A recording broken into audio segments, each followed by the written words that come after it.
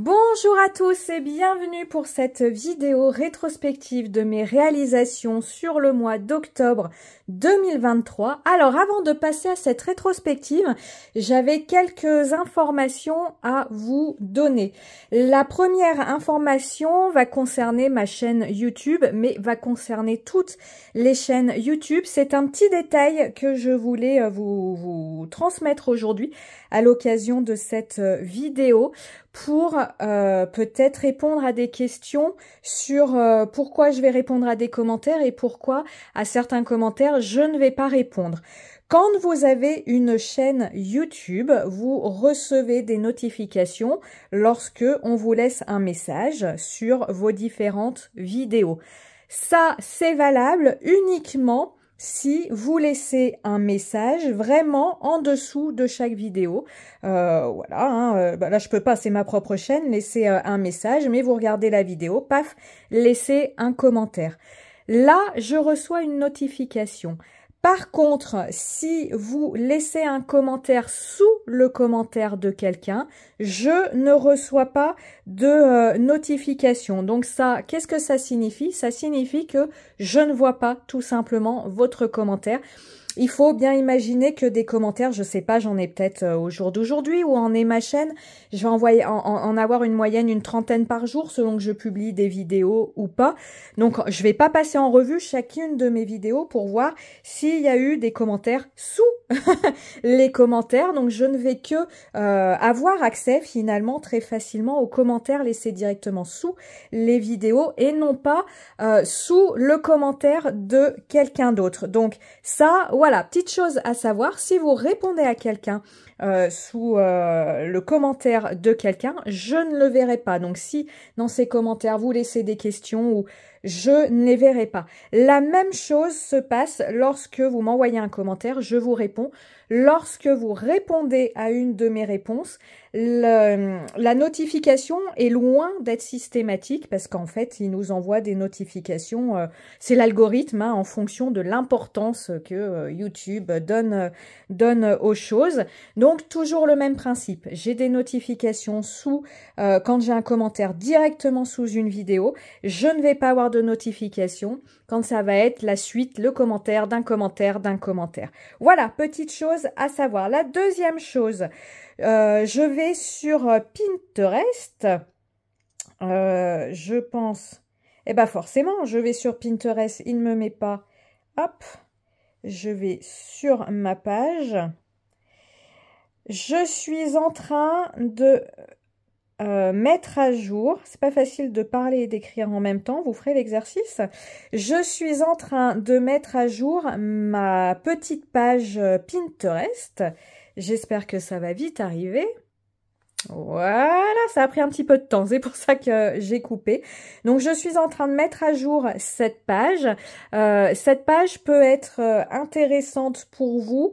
J'y mets tous mes visuels et j'y mets deux sortes principalement de visuels.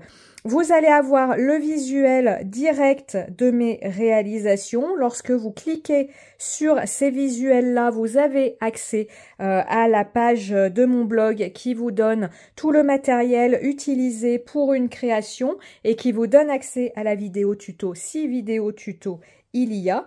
Et lorsque vous allez cliquer sur le visuel d'une vignette YouTube, et là, lorsque vous cliquez sur la vignette, vous avez accès directement au tuto vidéo de la réalisation en question. Donc ça me paraissait pas mal de vous le montrer. Parfois, voilà, parfois un petit peu fouillé sur YouTube, on voit pas totalement de quoi il s'agit. Donc là, vous voyez, vous avez le visuel. Ici, la sorcière pleine. Si vous recliquez dessus, vous avez accès à ma page de blog qui vous donne tout le matériel que j'ai utilisé pour réaliser cette page.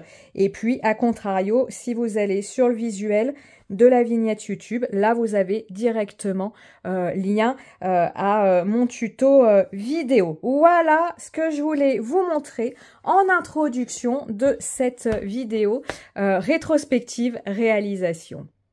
On va maintenant passer à la rétrospective en tant que telle. Alors, je vais déjà vous montrer ce que j'ai réalisé en début de mois. Donc, en tout début de mois, j'ai réalisé cette carte Memoridex, cette carte combo couleur. Donc ici, c'est un combo couleur réalisé uniquement avec les aquarelles Daniel Smith. Donc vous avez ici sur ce petit die, c'est un die fait du scrap, c'est un petit die tag qu'elle a sorti récemment à ma demande. C'est moi qui ai, comment on va dire, imaginé ces petits tags et les a fait. Donc vous avez sur ce petit tag le visuel des couleurs. Ici vous avez l'image de la colorisation où je n'utilise que les couleurs que vous avez ici sur le petit tag, et puis ici les couleurs dont je me suis servi pour faire cette petite carte. Pour cette petite carte, vous avez un article de blog qui reprend tout le matériel utilisé et tous les combos, le combo couleur utilisé ici. Pour ce mois d'octobre, j'ai également réalisé cette page d'art journal uniquement à l'aquarelle. Donc ici, je travaille dans un carnet à Neumule, papier 100% coton. C'est un carnet qui fait 20 cm sur 20 cm, format carré de large. Et ici, j'ai travaillé uniquement avec les tampons Shoe and Flowers et uniquement avec les aquarelles Octarine. Les aquarelles d'Octarine. Donc vous pouvez, ici il y a une vidéo tuto pour la réalisation de cette page. Donc vous pouvez vous diriger vers cette vidéo si vous voulez plus d'infos sur cette page. Ce mois d'octobre, hop, j'ai également, vous voyez, hein, il me reste plus que quelques pages ici. J'ai réalisé 2 pages dans ce carnet-ci. Donc ici, c'est un carnet à Neumule. Cette fois-ci, c'est du papier en cellulose. C'est un format A5, format portrait. Et j'ai réalisé cette page d'art journal pour Octobre Rose avec le tampon digital de Manuela Jammet, qu'elle mettait à disposition moyennant 5 € sur son blog. Voilà, vous avez pareil une vidéo tuto pour la réalisation de cette page. J'ai utilisé de la peinture acrylique, de l'aquarelle, de la pâte, de la modeling paste, plein de choses. Donc pareil, si vous voulez plus de détails, je vous la montre bien.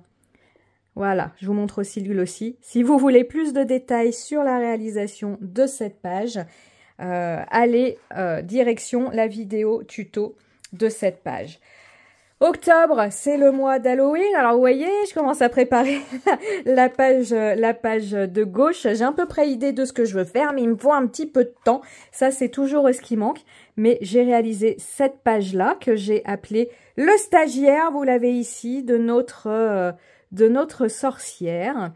Donc c'est un fond aux poudres Magicals avec ici un superbe pochoir Sokai de leur dernière collection. Et puis tous mes petits personnages, mes petits embellissements sont colorisés au Derwent Inktense. Pareil, si vous voulez plus d'informations et la vidéo tuto de cette réalisation, direction ma chaîne YouTube. Vous avez une playlist Art Journal Halloween.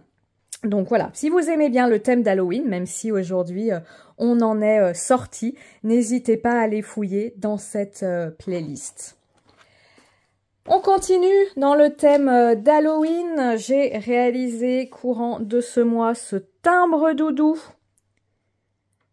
Donc avec le doudou de la dernière collection Shoe and Flowers, en tout cas la collection cabinet de curiosité, puisqu'au moment où je tourne cette vidéo, on attend impatiemment la collection de Noël. Vous avez également une vidéo tuto pour la réalisation de ce timbre die timbre de la Fée du Scrap, le doudou fantôme Shoe and Flowers. J'ai travaillé avec de l'embossage à chaud sur mon fond de carte. Et ici, l'ensemble de ma colorisation est faite aux aquarelles artisanales atelier couleur grenadine. Voilà, on va passer maintenant à mes réalisations pour mes différentes d'été.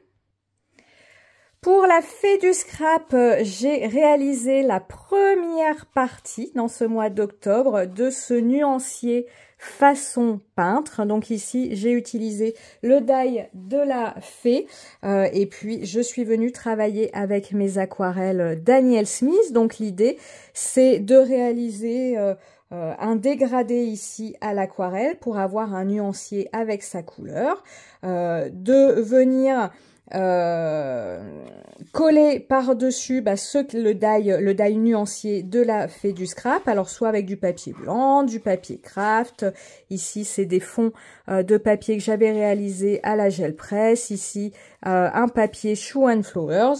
Je viens mettre quelques petits die cut, là c'est die cut de Holland Create en décoration.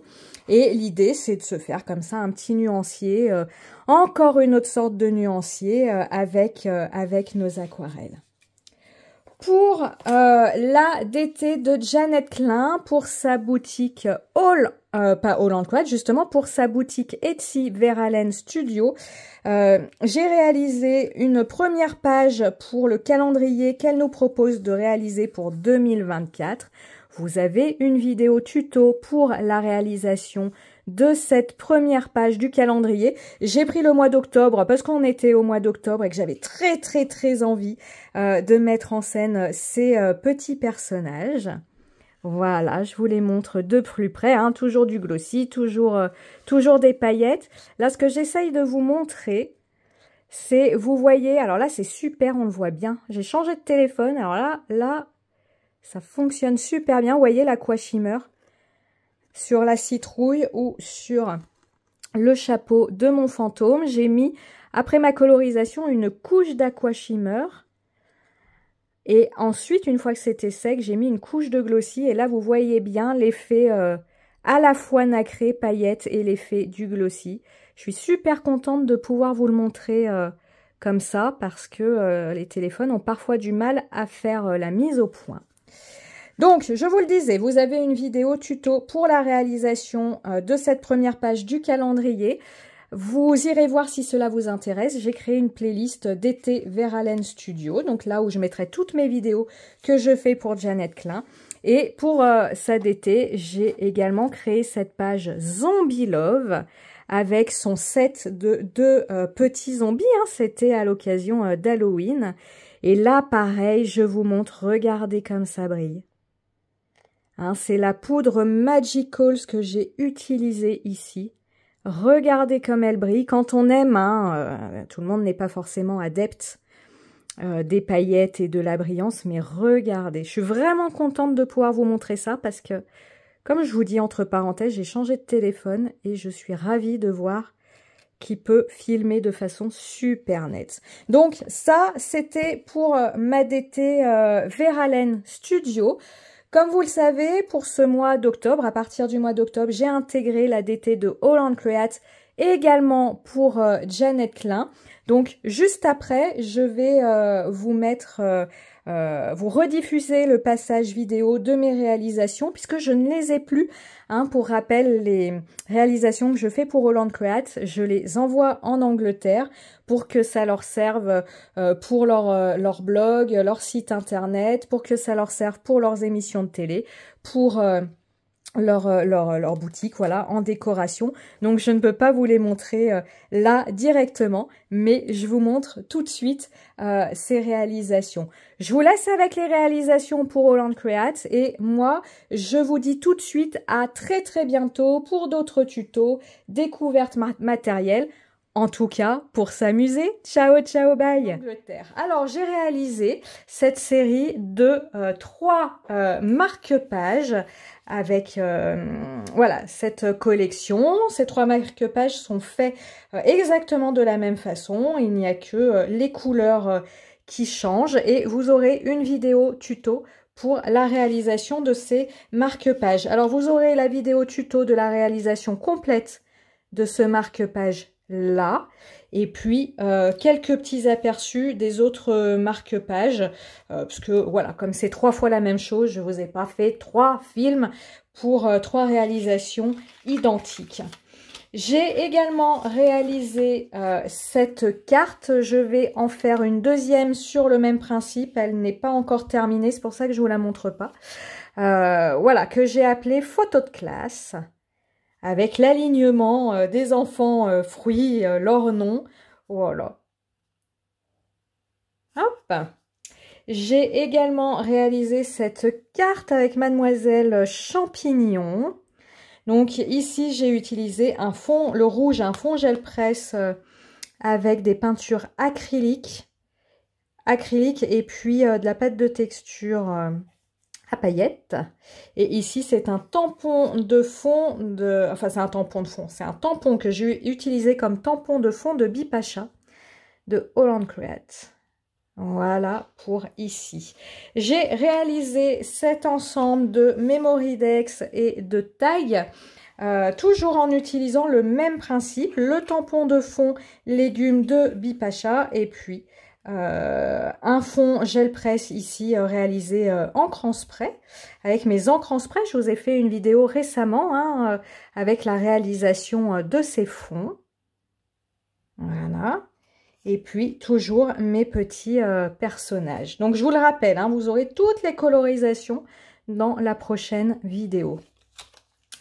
Et puis, pour finir, la carte avec Miss D. Voilà, où j'ai encore utilisé un fond, c'est pour ça hein, que vous m'avez vu enchaîner les fonds gel presse ou non et encre en spray, c'était pour avoir un stock.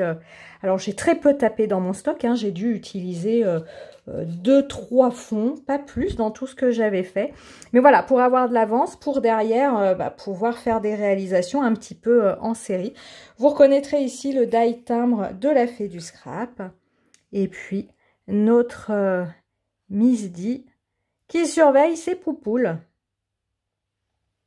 Voilà, donc toutes ces petites choses vont partir. Alors celles-là, je vais les garder pour moi. Mais sinon, toutes les autres petites choses, eh bien, ne vont pas tarder à me quitter pour partir en Angleterre. Je ne vous l'ai pas dit à chaque fois. Là, vous aurez un tuto vidéo pour ces marque-pages. Ici, vous n'aurez pas de tuto vidéo parce que j'ai simplement fait un fond gel presse, un tamponnage et collé mes personnages dessus. Donc, c'est quand même pas foufou. Ici, vous aurez un tuto vidéo. Comme ça, je pourrais vous décrire plus précisément le matériel utilisé. Pour la photo de classe, vous aurez également un tuto vidéo, notamment pour la réalisation du fond de carte. Et Miss D, je n'ai pas fait de tuto vidéo puisque j'ai simplement pris mon fond gel presse, quelques tamponnages dessus, le timbre, collage d'un fond gel presse, collage de mes personnages et le tour est joué. Donc voilà, ça ne méritait pas une vidéo tuto parce que c'est simplement un jeu de collage. Donc rien de particulier ici. Eh bien écoutez, j'espère que ces petites réalisations vous plaisent. J'espère vous voir me suivre dans cette aventure. Et puis moi, je vous dis à tout bientôt. Déjà pour la vidéo colorisation des personnages et puis après pour l'enchaînement des vidéos tuto de mes réalisations. Passez une bonne journée et comme d'habitude, on se dit à très bientôt pour de nouvelles réalisations. Ciao, ciao!